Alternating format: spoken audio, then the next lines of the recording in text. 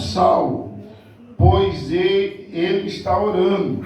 E numa visão ele viu que entrava um homem chamado Ananias, e pôs sobre ele a mão para tornar-se a ver. E ele respondeu: Senhor, há muito ouvi falar acerca desse homem, quantos males ele tem feito aos teus santos em Jerusalém.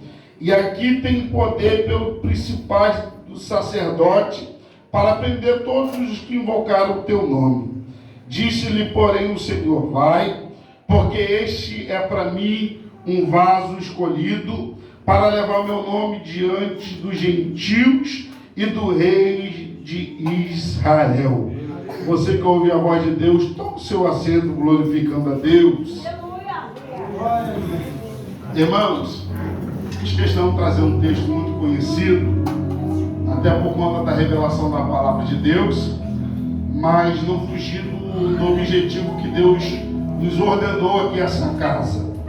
O texto de Atos dos Apóstolos, capítulo de número 9, vai começar o grande chamado de Paulo.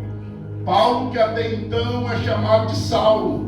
O texto é claro dizer que o Saulo que nós acabamos de ler aqui, ele perseguia cristão, ele perseguia os pregadores da palavra de Deus, seja ele mulher, seja ele homem. Saulo, ele tinha uma obrigação no teu coração, Natan. Que obrigação era essa?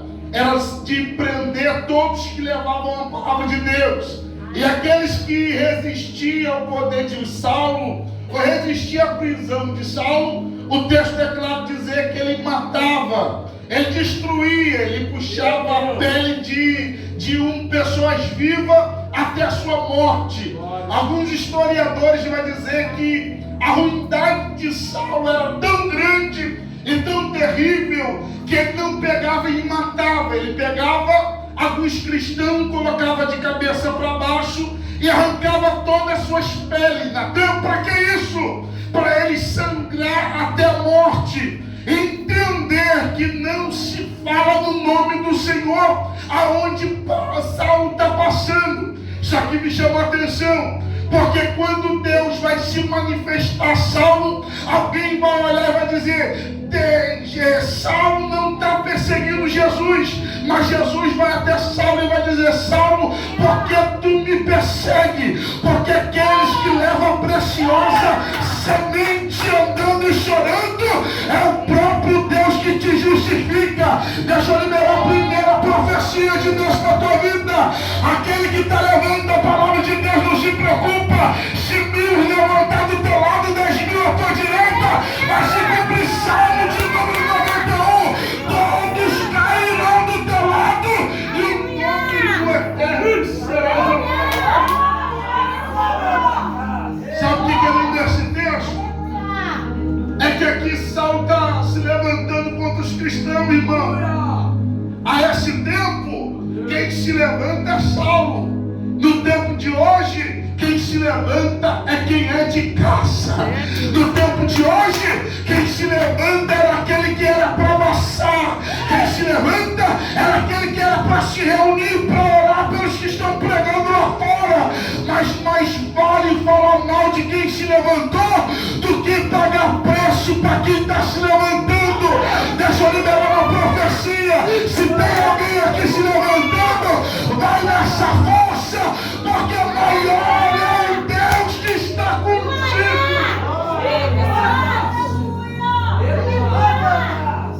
O texto é claro de que quando o próprio Jesus se apresenta a Saulo, Saulo vai cair do cavalo, e é o texto que fala: e Deus falou com Saulo. Deixa eu trazer uma clareza aqui, porque o texto é pedagógico.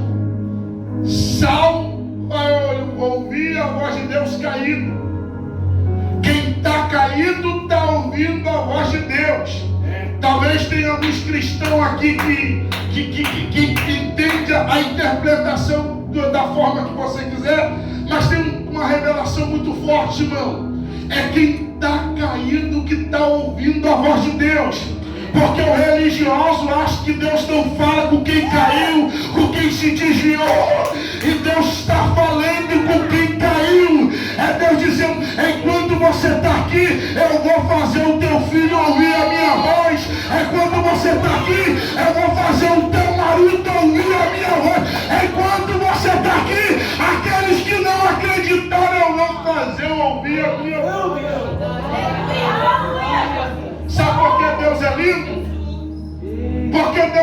escolhe cara bonita para querer usar.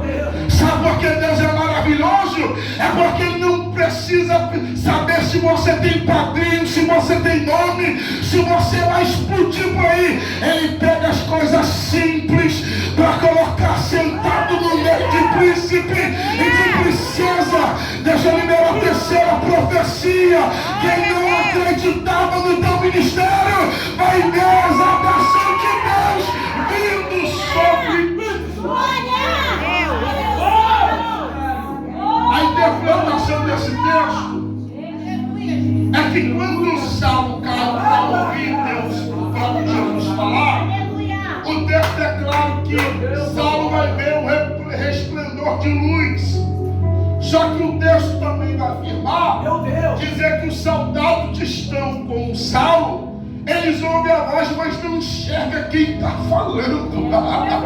Isso aqui é profecia, irmão. Porque enquanto o Saulo está vendo resplandecedor de luz, alguém está do lado de fora, está ouvindo a voz, mas não está ouvindo o mestre. Deus está dizendo, tem gente que vai até ouvir a profecia, mas não vai ver o banquete que Deus vai preparar para você, para tua casa, para tua família. Deixa eu liberar a palavra aqui. Tem gente que não acredita, mas Deus vai preparar o banquete, e até quem não acreditava vai ter que sentar para ver a coisa. Glória a Deus! Sabe o que é lindo também? Meu Deus, É que depois que Deus vai dar ordem aqui, foi dita pela irmã, ele vai ficar cego por 3 dias. Ele vai parar dentro da casa de Judas. Só que me chamou muita atenção, igreja. Quando ele para dentro da casa de Judas, Deus vai chamar o profeta Ananias. E a palavra que Deus vai dar ao profeta Ananias é essa: Ananias, levanta. Porque quem está no caminho de Deus para servir, não tem que dar palpite nas coisas de Deus. Porque no reino de Deus tem muita gente querendo dizer o que vai fazer. Só que na casa de Deus a gente apenas obedece. É quando tem alguém dizendo, não, eu não nasci para servir, eu não nasci para tirar oferta, eu não nasci para limpar banheiro. O Eterno vai dizer, apenas obedece.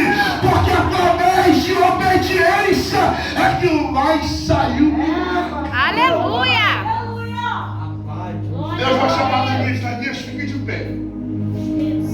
Talvez Ananias tinha outros fazeres. Quem não tem compromisso, irmão. Deixa eu te falar uma coisa aqui. Não é revelação não, mas é coisa do coração. Deus não chama ninguém desocupado. Natan, mas Deus me chamou, eu tenho que trabalhar, irmão. Deus sabe a sua limitação. Se Ele te chamou, é que Ele quer saber aonde está verdadeiramente o teu coração.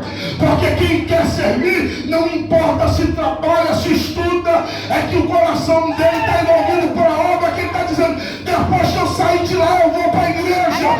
Depois que eu passar de lá, se não der, eu vou lá em casa pelos meus irmãos. Mas eu não deixo de comunhar. Aleluia! Isso é outra mensagem, deixa isso para lá. Mas o texto diz que quando Ananias vai se levantar para ouvir Deus falar, ele vai dizer, Senhor, eis-me aqui. Deus vai dizer, tu vai até a rua direita, vai até a casa de um homem chamado Judas. E dentro da casa de Judas tem um homem por nome de Saulo, ele é de Tarso. E vai lá porque numa visão que eu dei para ele, era através da tua oração que ele seria curado. Por isso que eu quero que você vai lá, Ananias. O texto vai dizer que Ananias Santarrão, Natan, o texto que diz isso não sou eu. Ananias Santarrão vai dizer, Senhor, eu conheço Saulo.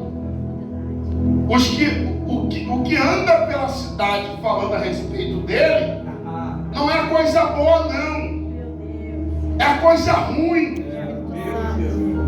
Saulo não só persegue, Senhor, Saulo mata. É o texto que está dizendo isso aqui.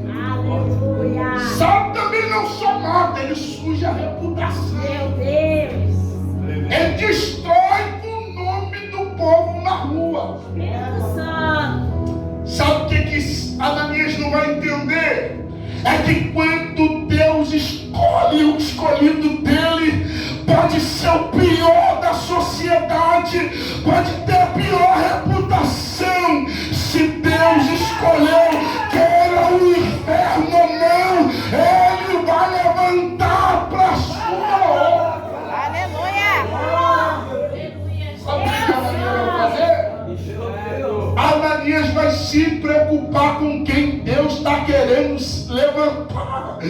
Ananias vai querer, não, mais um não tem espaço. Só que no reino de Deus é assim: quanto mais chega, a gente se alegra. Quanto mais chega, a gente está dizendo, vamos arrumar um espacinho aqui, vai caber espaço para você. Só que Ananias está preocupado. Só que Deus vai acabar com esse síndrome de Ananias, em que estão preocupados com quem Deus está se levantando.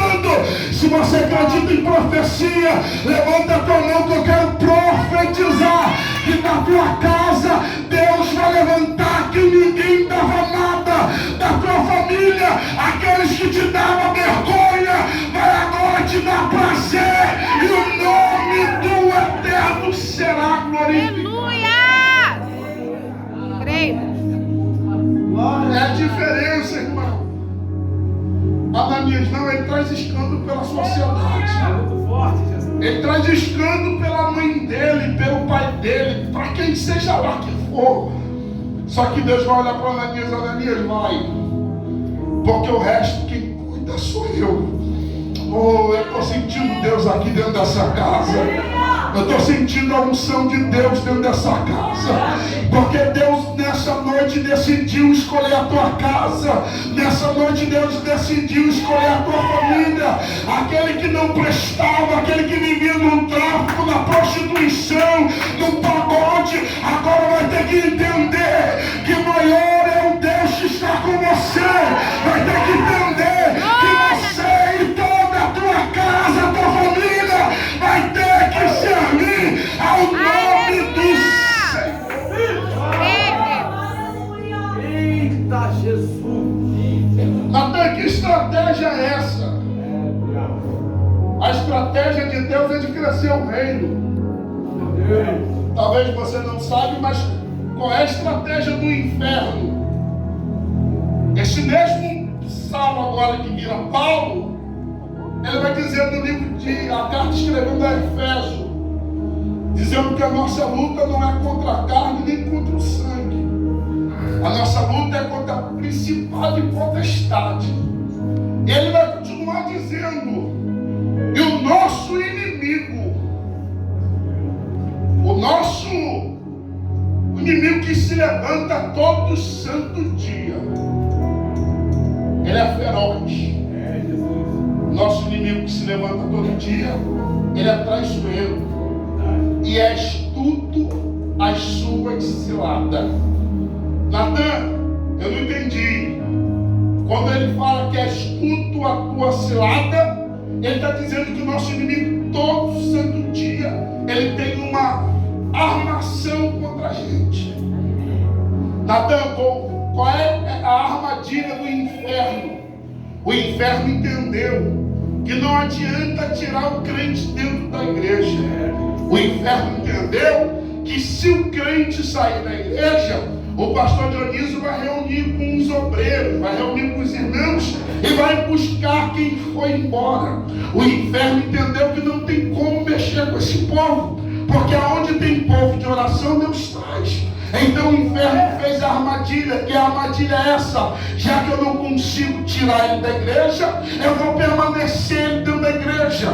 Natan, que povo é esse? É o povo que está preocupado, mas fulano está cantando primeiro que eu, mas fulano de tal recebeu a oportunidade que nem eu, mas fulano de tal não tem nem postura de crente e já está caminhando. É Deus dizendo, para de se intrometer na vida dos outros. Enquanto Deus está levantando alguém, adore junto, cama junto, adora com ele e mostra que tu és. Eu tenho tenho falado isso na nossa igreja. Meu Deus. Deus está cansado desse povo. É verdade. Forte. Que todas as vezes que Deus levanta alguém, aí dá oportunidade para ela, faz não canto mais. Por quê? Porque fulano de tal cantou primeiro que eu. Meu Deus. Não vou ajudar mais porque o negócio saiu do controle. Quem diz que o controle da casa é tua? O controle daqui é de Deus. Se Deus mandar cantar, canta. Se Deus mandar pregar, prega. Mas também se Deus mandar ficar quieta, fica. Não abre a boca naquilo que Deus está movendo. Aleluia. É Deus. Espírito Aí o Santo. texto diz que quando Deus decidiu movimentar a vida de Paulo, tem alguém que não vai acreditar. Tem alguém que vai dar palpite Meu Deus. no levante de Paulo. Sabe o que Deus faz? Pega Paulo e esconde Paulo. Aleluia. Paulo vai entender da lei. Glória a Deus. Paulo vai entender do chamado. É verdade. Paulo vai entender o que é ser cristão. Aleluia. Porque na nossa vida não é só chegar na glória, não é só evangelizar. A gente tem que entender o que Deus quer conosco. A gente tem que se adequar com o chamado da tua congregação. Não, Natan, mas Deus me chamou para isso. Se o teu pastor falou que não vai, não vai. Não, Natan, mas Deus falou que eu tenho que ir para a rua direita. E se Deus falou para o teu pastor que a tua rua é esquerda, não vai aonde Deus não deixou você. Espírito Santo. Porque depois disso tudo, Paulo vai entender que dentro do reino de Deus existe momentos. Forte, Jesus. Dentro do reino de Deus existem situações. Espírito Santo. Natan, que situações é essa? É situações que a gente precisa de cobertura espiritual. Natan, não estou entendendo, deixa eu ser claro. O mesmo Paulo que nós acabamos de ler aqui, ele vai dizer que enquanto ele estava orando, o diabo veio e apareceu para ele e bofeteou, é o texto, e bofeteou o teu rosto, e ele ficou caído no chão. Então ele entendeu que e dentro dele havia um espinho na carne. Porque ninguém aqui é super-homem. Ninguém dentro da casa de Deus é ilimitado a erros. Porque aqui, debaixo desse terno, não é apenas um evangelista. Debaixo desse terno existe um homem chamado Natan. Debaixo dessa roupa não é sempre o pastor Dioniso. Existe um homem chamado Dioniso dentro dele. Só que no reino de Deus a gente tem que entender essas coisas. Aí Paulo vai dizer: eu estou aqui fraco. Só que enquanto eu estou aqui fraco, o Espírito de Deus apareceu para mim e disse: Paulo, quando você está fraco, é aí que você está forte. Já que você entrou aqui essa noite e você está fraco, eu tenho uma palavra de Deus. Isso é apenas um detalhe, porque hoje o poder de Deus vai se aperfeiçoar através da tua fraqueza. Glória a Deus. Eu vim trazer hoje uma palavra bem, como diz na nossa igreja, bem pastoral. Porque a gente precisa entender alguns momentos da nossa vida. Esse Paulo, ele entendeu que ele precisa de cobertura espiritual. Deus tremendo. Esse Paulo, ele entendeu que se a cobertura espiritual, ele apenas vai um homem qualquer, sem nenhum movimento de Deus. Paulo, ele vai dizer, as cartas que ele vai escrever a Efésios, ele vai dizer: porém, quanto a nossa luta é contra o inferno, nós temos que usar a armadura de Deus.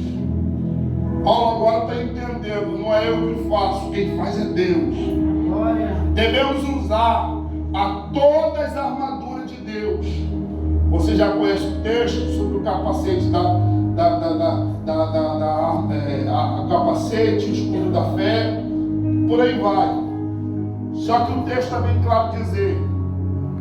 Talvez alguém vai perguntar a Paulo, por que tem que usar todos esses atributos?